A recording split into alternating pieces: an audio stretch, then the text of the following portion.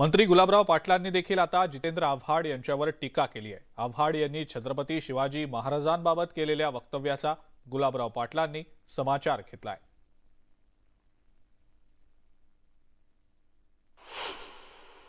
राष्ट्रवादीचे जितेंद्र आव्हाड यांनी पुन्हा छत्रपतींच्या बाबतीत बेताल वक्तव्य केलेलं आहे। तर ज्यांचे डोके आउट झाले त्यांना जास्त बोलण्यात काय अर्थ नाही आहे।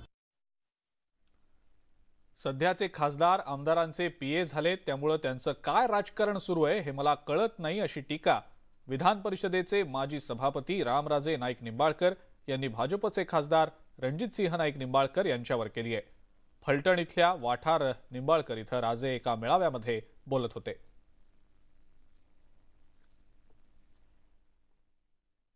आणि त्यांचं राजकारणात मला कळत नाही। चिमटराव मी एकमेकाला बोलत होतो, इंदिरावान मी एकमेकाला बोलत होतो। हे आणतात ते तिसराच माणूस आणतात आणि तो मला बोलायला लावतो आणि हे गप्प बसतात। अहो खासदार कोण? त्याच्या पोटात 6 आमदार असतात। हे आमदाराचे पीए झालेत खासदार। आता हे काय चाललंय त्यांचं राजकारण, हे त्यांचं त्यांना माहिती। आपल्या तालुक्याला न शोभणारी ही संस्कृती, एवढंच मी सांगेन।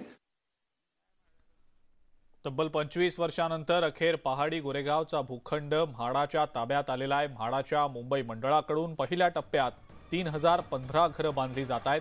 त्यामध्ये पहिल्यांदाच 35 मजली इमारतीचा समावेश आहे, तर भविष्यात दुसऱ्या टप्प्यामध्ये आणखी 2 35 मजली इमारतींसह न्यायालयीन कर्मचाऱ्यांसाठी 27 मजली इमारत प्रस्तावित आहे।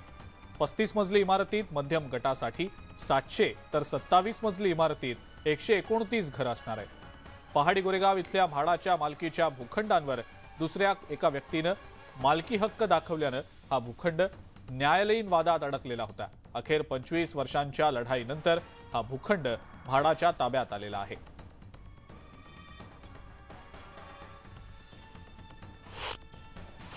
प्रत्येकाला या ठिकाणी परवडणार, आम्ही त्यांना हे देखील सांगितलं की परवडणारी घरं देखील आपण मोठ्या प्रमाणावर बांधा, जेणेकरून सर्वसामान्य लोकांना याचा फायदा होईल।